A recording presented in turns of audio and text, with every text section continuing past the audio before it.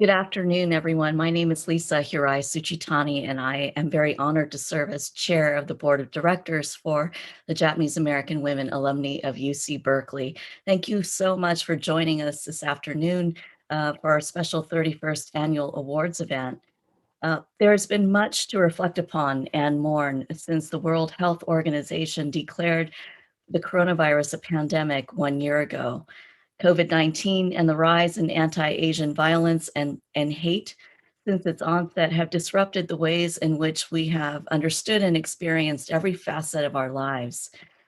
Despite the uncertainties and challenges of this past year, however, I have found great inspiration in the courage, compassion, and creativity of our current and future leaders, some of whom we will be hearing from today. I also remain deeply appreciative of the steadfast dedication of my colleagues who serve with me on the board of directors for the Japanese American Women Alumni of UC Berkeley, who have continued to further the gracious resilience upon which our chapter was founded, especially over the course of this past year.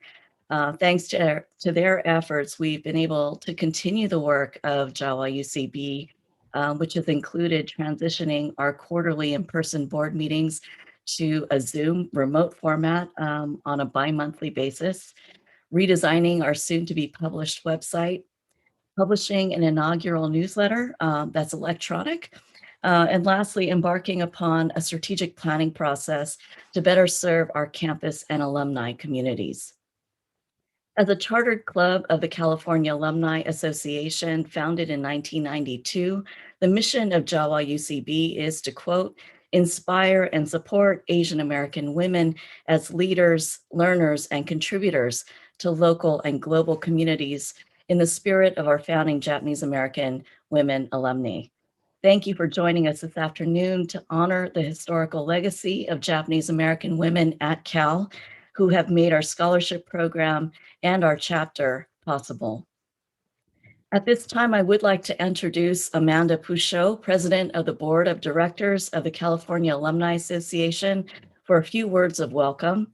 A 2008 sociology graduate of UC Berkeley, Amanda is currently the president of Jim Buddy's Protein Donuts. She began her career at McKinsey & Company in New York City and previously co-founded LEVO, a career networking platform for millennial women. She has served as chair of her 5th and 10th year UC Berkeley class reunions and was a member of the launch team for Sheryl Sandberg's Lean In. While at UC Berkeley, Amanda was the 2008 Cal Greeks and Order of Omega Woman of the Year, a chronicler in the Order of the Golden Bear, Pan-Hellenic Executive Vice President, Pan-Hellenic Director of Programming, and a CAA Alumni Scholar. Please join me in welcoming Amanda. Thank you so much. I'm so excited to be here today and really just can't express my gratitude enough for such a kind introduction and to all of your dedication, to everyone that's here, to your dedication to Cal and our alumni communities, and specifically the community that you've built as Japanese women alumni of UC Berkeley. I want to first begin by sharing a piece of CAA's statement condemning the rise in anti-Asian violence. We are painfully aware that these events are simply the most recent wounds that deep systemic racism has inflicted on our nation. As leaders and members of UC Berkeley's alumni community, we condemn the violent acts committed against Asians, Asian Americans, and Pacific Islanders in Georgia, in our Berkeley and Bay Area communities, and beyond. The Cal Alumni Association stands with the university in supporting our Asian, Asian American, and Pacific Islander community members and denouncing all hateful acts of violence and an active pursuit of a just and equitable world for all who inhabit it. I often hear from alumni about the different transformations they went through while a student at Cal and how significant our diverse community of students, staff, and alumni shaped their worldviews. For me personally, and like many of you, Cal was that opportunity for me to grow, not just academically, but as a whole human being. And I am so grateful for the role our alumni play in helping make Cal more accessible to all students. As a scholarship recipient and now a scholarship donor, I am constantly moved by the resilience and drive in our students and how significant a role these scholarships play in helping our students succeed on campus. I want to specifically highlight the 160 undergraduate scholarships and 70 graduate scholarships your community has given. So again, thank you to all of you for your incredible support of our students and our alumni. I'm really excited to be here today to honor the legacy of Japanese women, American women at UC Berkeley, and also recognize the accomplishments of your 2021 undergraduate scholarship recipients and your graduate scholarship recipients and outstanding alumni of the year. I also am very excited to hear from your keynote speaker, especially with what's going on in the world today. Thank you to your club leadership for putting on such a wonderful digital event. I know this past year it has really been our communities and our volunteer leaders that have brought us together and made us even stronger. I look forward to the day where we can all meet again in person. But for now, this is absolutely just wonderful. And again, so grateful for all the organization and work that your chapter has done and your leadership. Go Bears! Thank you so much for your kind words, Amanda, and thank you and your staff for being here as well. We greatly appreciate your support. Now I'd like to introduce board members, Dr. Joyce Takahashi, our historian, Leslie Tsukamoto, corresponding secretary, and Nancy Arata-Fong, our treasurer for the business portion of our event. This is a brief history of the Japanese American women alumni of UC Berkeley. And there are more details at the website and also in a monograph that you can obtain through the website, through corresponding with us. In the 1920s and 30s, Japanese American women and all people of color studying at UC Berkeley faced racial discrimination in housing. However, in the fall of 1937, following a decade of fundraising within the Japanese American community, 7 co-eds and their house mothers moved into the newly purchased 5-bedroom Japanese Women's Students Clubhouse on 2509 Hearst Avenue. It's no longer there. It's a food court there, if you're going to look it up. However, in the 1940s, following Executive Order 9066, there was a 5-year hiatus due to wartime exclusion. During World War II, the house was rented out. After resettlement, the house was again a common meeting place on campus for Nikkei students, such as myself. Before the 1960s, UC Berkeley was offering racially integrated co-ops and dormitories, so that on January 10th, 1967, the Japanese clubhouse was sold for $72,000. Proceeds from the sale were given by the Nisei Board of Directors to the UC Regents for the Japanese American Women Alumni Scholarship Fund. The fund has continued to grow with the generosity of families and friends. In 1991, the alumni began a series of annual luncheons to honor the scholarship recipients and all Asian American women. And that's a brief history of our club. Thank you.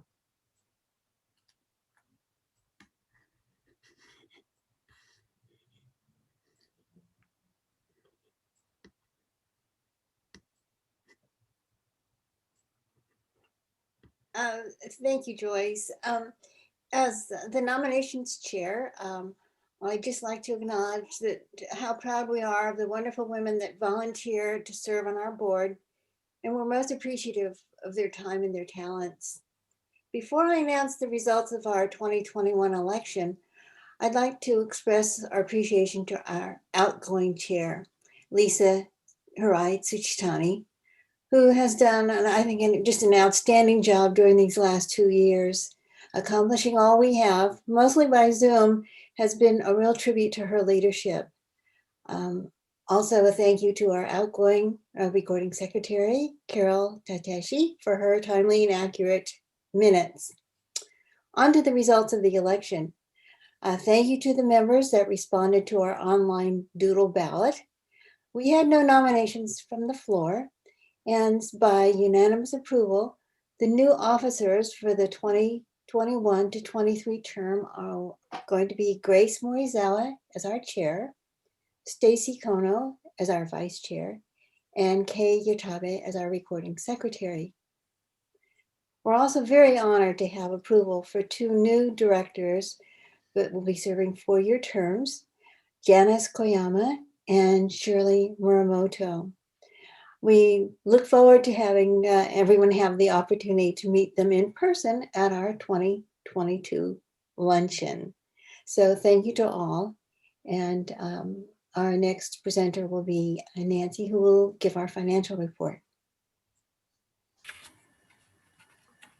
Hi, good afternoon.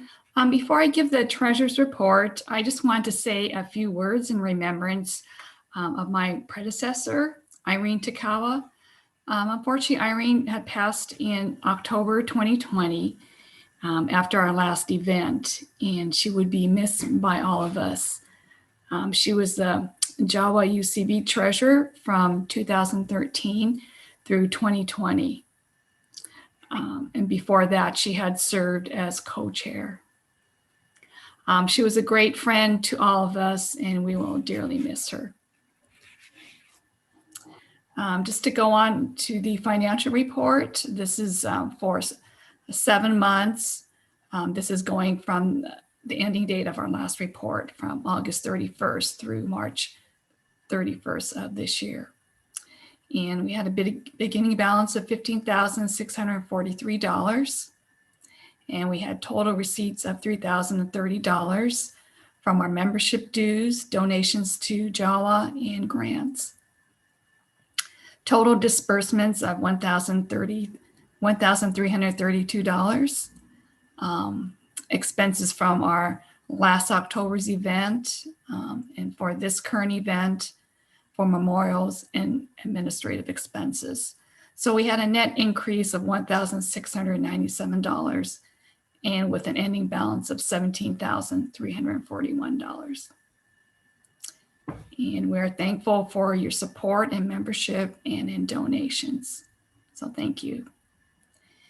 I also just want to acknowledge donors to our scholarship fund. And I think we have a list of their names in the next slide. So thank you very much for your support for the scholarship fund so we can continue to be supporting students. So thank you very much for your support. Thank you so much, Joyce, Leslie, and Nancy. I am honored to introduce the recipient of our 2021 Outstanding Alumna Award, Chizu Omori. A self-described political activist, Chizu attended UC Berkeley in the 1950s, where she became active in the civil rights movement and has never quit. Old enough to remember her family's incarceration at Poston, Arizona, she was involved in the redress movement and was named a plaintiff in the William Horry class action suit that went to the Supreme Court. With her sister Emiko, she is the co-producer of the documentary Rabbit in the Moon, an award-winning selection at the 1999 Sundance Film Festival that chronicles the buried history of political tensions, social and generational divisions, and resistance and collaboration within the Japanese American community as a result of their incarceration in US concentration camps during World War II. A 2020 recipient of the Dr. Clifford I. Ueda Peace and Humanitarian Award, Chizu was a columnist for the Nichibei Weekly and an active member of Tsudu for Solidarity. Every Friday, she and her sister hold a vigil where she holds a sign that says, quote, "Yellow power for Black lives matter." Please join me in welcoming Chizu Omori. I'd like to say thank you to all the members of the organization that selected me, and I really honestly can't understand why I was selected, but I feel very honored for this this opportunity to speak before you. I must say that going to Berkeley was something that changed my life. And I think that if it hadn't been for Berkeley, I don't know how, my life may not have taken this turn. But I got very interested in politics while at Berkeley. this was during the 50s, during the McCarthy era. And after graduating from Berkeley, I stayed in this area and continued to be a civil rights and political activist. And I must say that it's wonderful to know that there are so many Japanese American women who did go to Berkeley, and we form a very strong sisterhood. And I am so proud to be a member of this sisterhood. I'd like to say that we are in turbulent times today. I feel that it's more important than ever to be a political activist, to be part of the concerned citizens due to the anti-Asian violence and the problems that we have in our country. And I feel very strongly that racism is still the basic problem that we face in our country. So I hope to continue to be active and to be fighting for all minority rights in the US. So thanks a lot. And I'm very happy. And I have this nice little pin to show that I received this honor. Thanks a lot. Yay, Shizu! My friends. That's a big bottle, Chizu. What is that a bottle of? Is that champagne or something? Yeah, right, yeah. Okay. We're all celebrating you. Thank you so much again for the legacy of work that you have left us. I feel so grateful to you all. Thanks a lot. Thank you. At this time, I would like to introduce Barbara Kawamoto, our scholarship chair, who will be introducing our 2020-2021 undergraduate and graduate scholarship recipients. Barbara? Hey, thanks, Lisa, and thank you, Chizu, for sharing your remarkable story. Well, are you guys ready for to get even more inspired?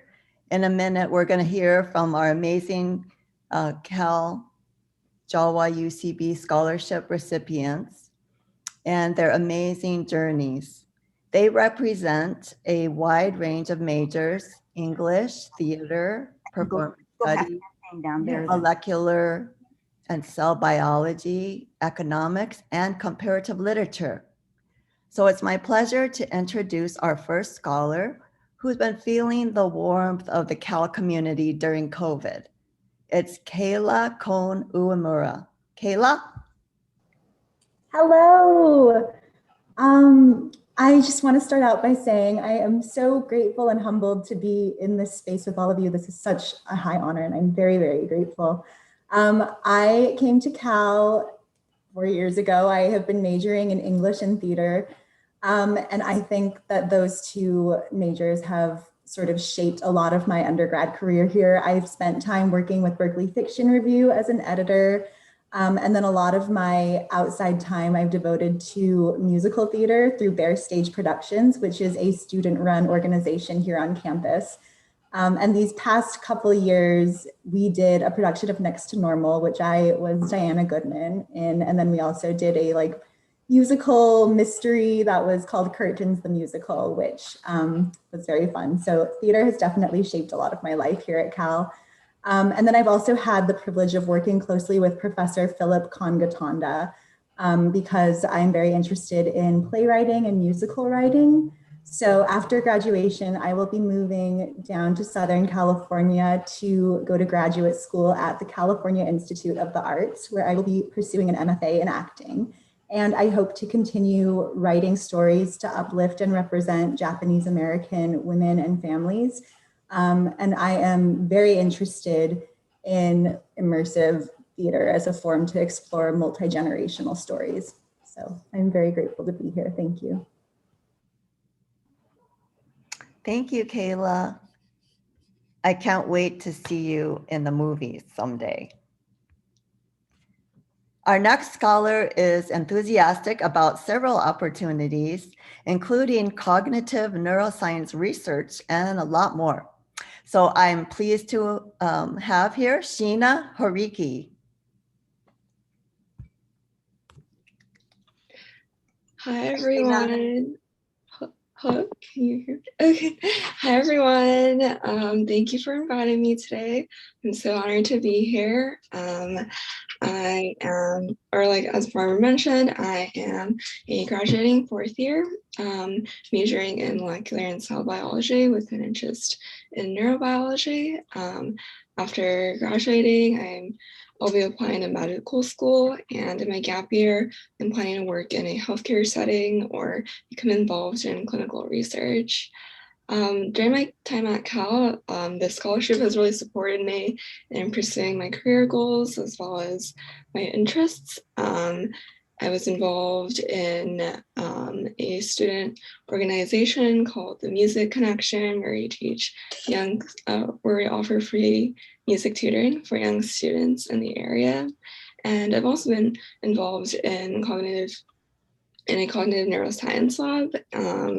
And I had the opportunity to work on an honors thesis this year about brain network reorganization after brain injury. So that's been a really exciting project, and they'll be available online. So very excited to share about our findings. So yes, I'm so honored to be here today, and thank you so much. Thank you, Sheena. It's so great to have you here. And you know what? The best doctors are the women doctors.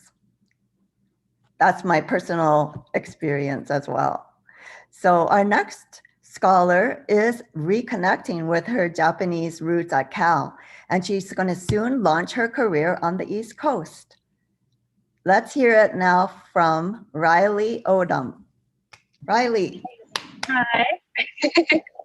I apologize if you can hear the wind behind me, but I really just wanted to be here. So that's the only thing that worked out for me. But I want to start off by saying thank you to everybody for being a supporter in my career and my education. I grew up in Montana, and it's 97% white.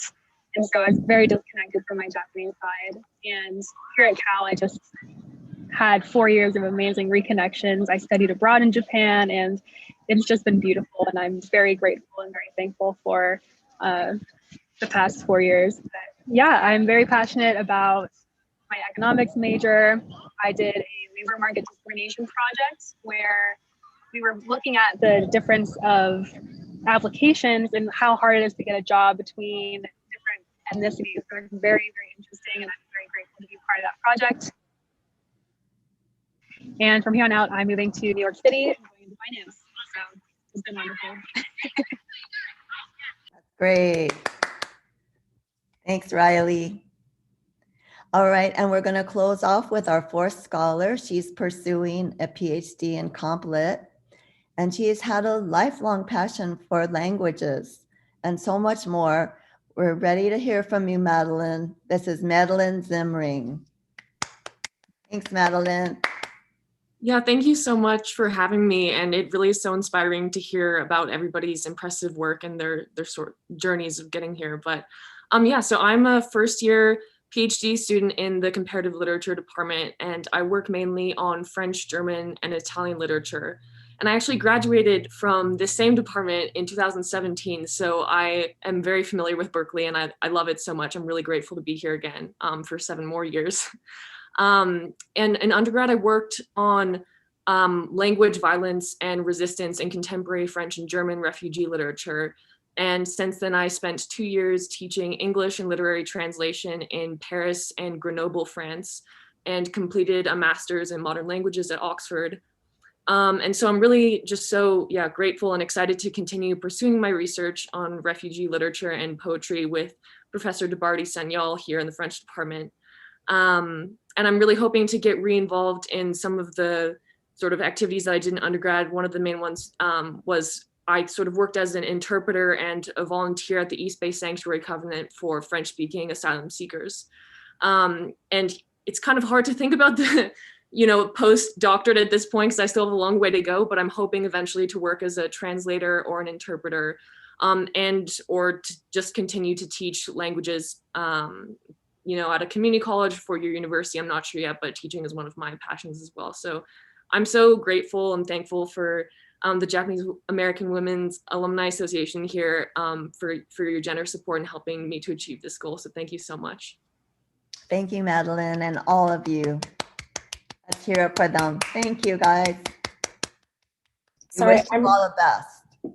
I'm going to take a picture of all of you. So if you want to pose, I'm going to do a little screenshot. So let me just, thanks for your patience.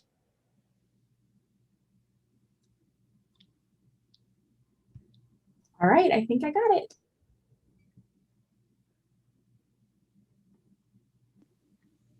How about one more round of applause for all of our outstanding undergraduate and graduate scholarship recipients, as well as our outstanding alumna, Chizu Omori.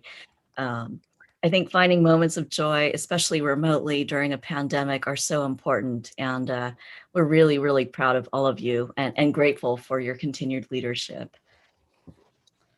Well, with that, I have the great pleasure at this point of introducing yet another leader who for over 40 years has been a leading proponent for underserved communities in the fight for healthcare as a right, not a privilege, Sherry Hirota. The Chief Executive Officer of Asian Health Services and co-chair of the One Nation Commission, Sherry has led movements to lift and center the voices and needs of Asian Americans and Pacific Islanders to expand healthcare access, education, and linguistic and cultural competency. She was the first to champion the importance of understanding the beneficial role that immigrants play in insurance pools and coverage, advocating for the first ever quality data collection and analysis of health disparities within the AAPI community. She also has been instrumental in forging coalitions and partnerships with multi-ethnic, multiracial, disabled, and LGBTQ advocates to develop and advance common agendas in service to all communities. Her talk today is entitled Leadership, Advocacy, and AAPI Health Access in a Time of COVID-19 and Racism. Please join me in welcoming Sherry Hirota. Thank you. Thank you very much. I want to start off by saying congratulations to Chizu Omori. You are a role model for all of us. And so this is really great to be honored or giving the keynote today when you are being honored. So much in awe of all of your accomplishments and those that are to come. Thank you, Lisa. I'm honored and humbled to speak here today. And as I reflected on the history of the Japanese American Women's Alumni of UC Berkeley, I felt it was important to start off with taking some passages from my mother's memoirs. My mother, Hisako Jun Kurewa, was a Nisei born in 1923 in Stockton. Her parents were farm workers initially. They moved to Berkeley, 2018 Blake Street, where they lived until evacuation. And growing up, she attended Japanese school. Our Japanese school, she said, was a very good but strict school, and we learned a lot. I found Japanese school easy, and while waiting for the boys in our class to catch up, I would work on my homework. So by the time I got home, my homework was finished. So we went, she said, 6 days a week, every day after school and on Saturday mornings. At the Berkeley Buddhist Church, she said, although the membership was not that large, our Sunday school had many people attending who went to Cal from various parts of California. My mom also said, I had done very well scholastically, but my father didn't want me to go to college. He said it was not necessary for girls to go. Our neighbor, she said, Mrs. Sajimori, did not believe that. And she kept after my mother to let me go to college, at least to business school. So I got to go to Armstrong Business College, she said, where I excelled in every advanced class. So I would say my mother was so very smart, and I imagine how far she would have gone with a college education. How fitting it is to be part of this annual event, which grew out of the two-story house at 2509 Hurst Street and the subsequent scholarship fund. I thank all of you for this important work, making sure women have a chance to get a college education. So I said at the beginning of this remarks, how humbled I am to speak to you today. I do it because of my passion for the work, the importance of the issues of language access and affordable health care, and because we can all use more role models for Japanese American, Asian American, Pacific Islander American, and women of color leadership. My story, to the chagrin of my parents, did not follow the path they intended. I grew up in Berkeley, and by high school in the late 60s, the community was very politicized. So I cringe at the name Yellow Student Union, which is in the article displayed here, that we formed at Berkeley High. I later chose San Francisco State because of the activism and action was so vibrant there. So the first day at San Francisco State, I was told that my sole career aspiration as a teacher was a dead end and that I should look for something else to do with my life. So I ended up taking a 9-unit community organizing course led by Neil Gotanda, brother of Philip Gotanda, held at San Francisco's Japantown. And he was so effective that after 1 year, I dropped out of college altogether and I moved to LA to organize full time. My mom recounts in her memoirs, although we pleaded with her to finish college first, her story is one of determination, guts, persistence, and a firm belief in her ability. And I am so proud of what she's accomplished. Phew, there is nothing like guilt from your parents. So I came to Asian Health Services in 1976 as a patient. I soon found my dream job as office manager, and with this mission-driven health clinic, my organizing experience was able to really come in handy, I felt.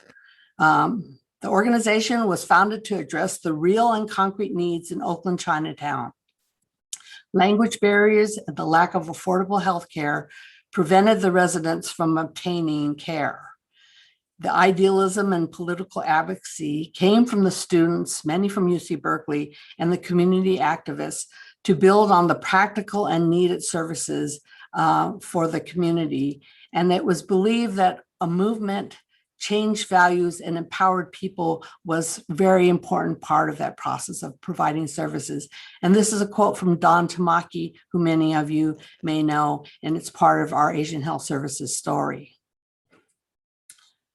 So 40-something years later, Asian Health Services is a $60 million a year federally qualified health center. We have 500 staff, 50,000 patients speaking 15 different languages. We have services medical, dental, mental health, community outreach, and advocacy with a national reputation and reach for innovation and policy impact. Some of you may recognize the Silver Dragon restaurant. This is one of our clinic sites where many of us have held our funeral and wedding banquets over the years. With the support of the Chi family, it is one of our many successful sites in Alameda County. So next slide. Fast forward, it is almost as if the community went underground in 2020, facing the perfect storm of immigrant bashing, COVID-19, and anti-Asian attacks. We had been organizing around the anti-immigrant policies of the Trump administration, particularly public charge, for 3 years. It had singled out legal immigrants, the majority of whom are Asian, and threatened to deport, punish, or prohibit them from using public services like healthcare, food relief, or housing. And what was perhaps more insidious than simply withholding benefits was the narrative that accompanied public charge, that Asian immigrants are why Americans are out of work, cried Attorney General Jeff Sessions and top White House advisor Steve Bannon. The message was so alarming and chilling. I mean, it was so close to the same remarks that the killers of Vincent Chin said, that it was the Japanese, or it was, Asians who were why they were out of work in the car factories. So anti-Asian hate has continued in this last period to bubble up in the American consciousness. By January 2020, Chinatown restaurants were the first to close. People masked up, and somehow the community knew to shelter in place before shelter in place was declared across the state and our nation. It was eerie, and perhaps there was a sense that anti-Asian hate was festering and that we could sense a rise in violence against Asians. I remember that time, during that time, a car rammed into a Chinatown storefront, and an Asian woman was pushed onto the BART tracks here at the Lake Merritt BART station.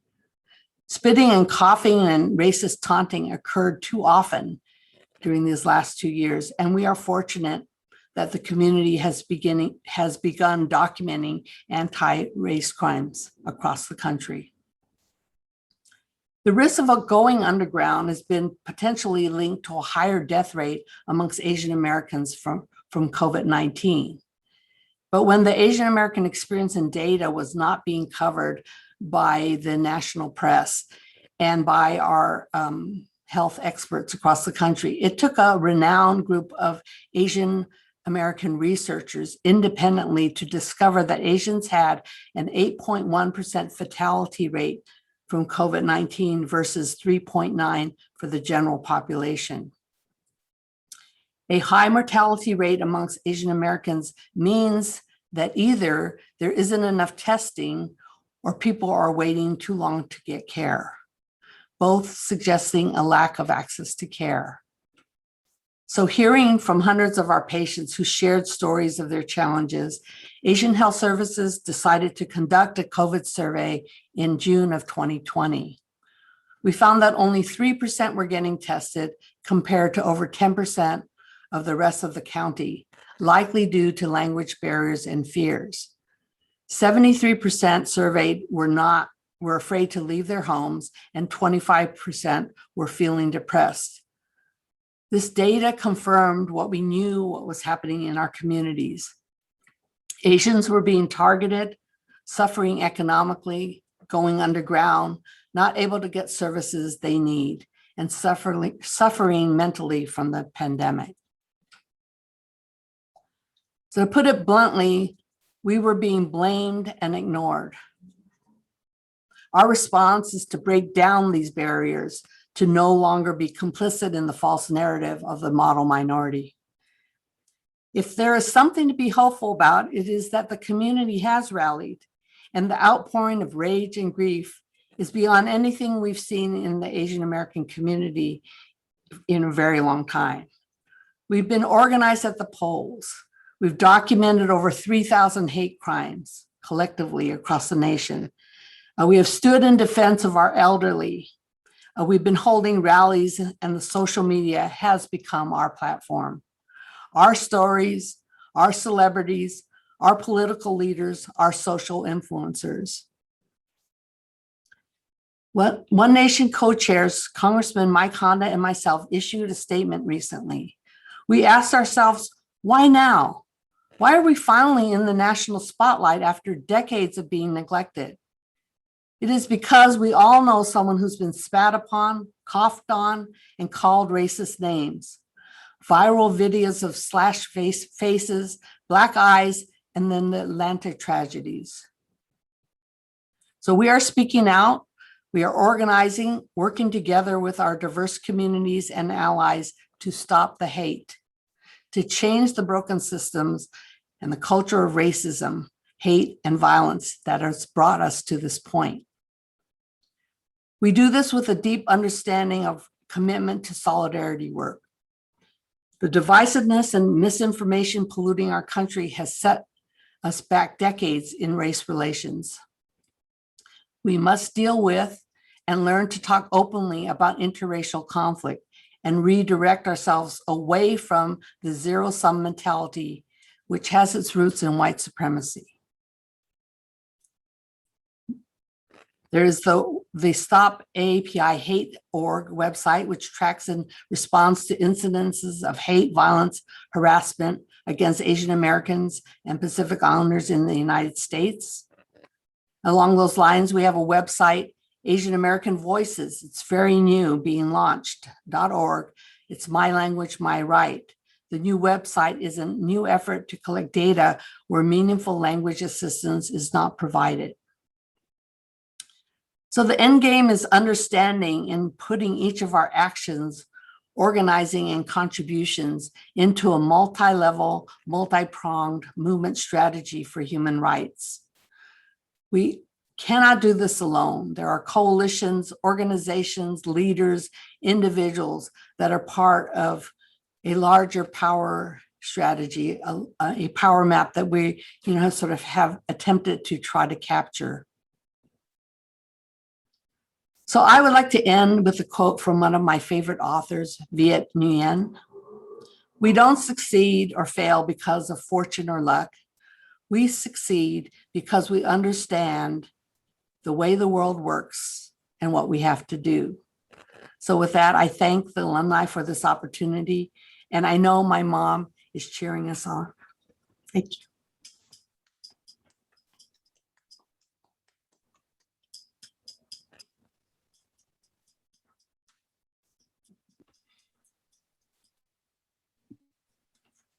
Thank you so much, Sherry, for your inspiring and gracious words. Yes, I feel your mother's spirit in all that you are doing, and am grateful that you have invoked her spirit with us today. We are running a little bit ahead of schedule. We had not scheduled a Q&A with you, but there are a few folks who have been chatting me privately and wanting to ask you a few burning questions. Would you entertain like maybe one or two questions from our attendees today before we close the meeting? Only if you'll forgive me if I don't have all the answers. So one of the things that I really enjoy the most about our alumni chapter is its multi-generational nature, right? Our board is very multi-generational. We are looking to support students at various phases in their academic journey based on our experiences as alum. And I'm wondering if you, in the spirit of celebrating this multi-generational community we are currently in, if you would have any advice you would give to yourself, your younger self. Finish college first. No, that's really a joke. I mean, I think there was something about how I approach learning that has worked out for myself and for the community and for my family. But I think that when you speak of generations, I think that we all have a responsibility to, bring up and mentor the next generations, and how wonderful it is that you use this vehicle as the storytelling from, what even got people of Japanese American descent women through college and where they've gone with that. And I think in again referencing the power map and the many organizations that have been developed from the 60s, we are in a generational shift. I mean, and we're handing it over. And I think our responsibility to where we have infrastructure like Asian Health Services at $60 million a year is to take that infrastructure and not just blindly continue to provide services, but to utilize it as a platform by which we take new young medical students or public health students and really bring them into the fold, and then provide that infrastructure so that they're able to contribute at their maximum back to benefit the community. Thank you so much for that, Sherry. It looks like we might have time for one more question. And I think Adina is coaching people to raise their hand using a Zoom hand. I think it's the reactions button. Or you could just unmute and ask your question. Lorraine, did you have a question? Yes, I did. I work for Apilo. I work for Dean Ito Taylor. Yes. And if you want to answer this question, you can. If you don't, I totally understand. but I know we're being affected, funding is being affected. And I wanted to know, you know, how you're doing. That's a really good question. And I would answer it in terms of the we with the many hats that I wear. And I think the best way to respond is to say that I believe that Asian American needs and voice is really making a breakthrough around the country. And as such, there are foundations that heretofore had not supported a lot of Asian American issues and organizations. And so I know just in this last 2 weeks, there was the California Endowment is announced giving out $100 million over the next 10 years. So 10 million a year. Groups like Apilo would be certainly right in the sweet spot of the kinds of things that they want to support so that our communities have a voice. And we at the clinic rely on Apilo to provide so much assistance to our patients and community members who have difficulties with the challenges of the anti-immigrant laws that as the public charge and other issues of getting basic services. So thank you, Apilo. And I do have knowledge that there will be more Asian American Foundation efforts that will be emerging, and I would be happy to share it with all of the organizations, including Apilo, because I think that we are going to witness a lot of more responsiveness from the foundations and donors. And I think that is much needed because your organizations have run on very tight shoestrings. But thank you for all of your work. Thank you very much for the answer. Please join me in thanking Sherry Hirota again for an inspiring and inspired keynote address. Thank you. Thank you for having me. Of course. So this actually concludes our virtual celebration of our 2021 undergraduate and graduate scholarship recipients, Kayla Kohn Uemura, Sheena Hariki, Riley Odom, and Madeleine Zimring, as well as our outstanding alumna Chizu Omori. A very special thank you again to Sherry Hirota for her most timely and inspiring keynote address, and Sarah Ying Runzenfeld of Asian Health Services, Board President Amanda Poucho, Executive Director Chloe Hewlett, and Director of Alumni Chapters Caitlin LaFleur. I think Ontran also joined us. They are all of the California Alumni Association. We greatly appreciate your continued support of our efforts.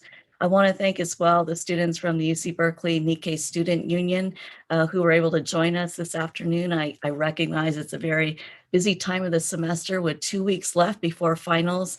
Thanks for being here with us. I also, of course, would like to acknowledge my colleagues, the Japanese American Women Alumni of UC Berkeley Board of Directors, for your inspired leadership, without which we wouldn't be doing what we're doing. A special thanks as well to Maya Gehring-Harris of External Relations of the University of Development and Alumni Relations Office. And lastly, I want to extend a very sincere thank you to all of you again for joining us on a Saturday afternoon. We greatly appreciate your continued support and engagement with the work that we do in support of our students, our future leaders. May you and your loved ones continue to be safe and well, and we look forward to seeing you again, hopefully in person. Fiat Lux and Go Bears. Thanks again for joining us.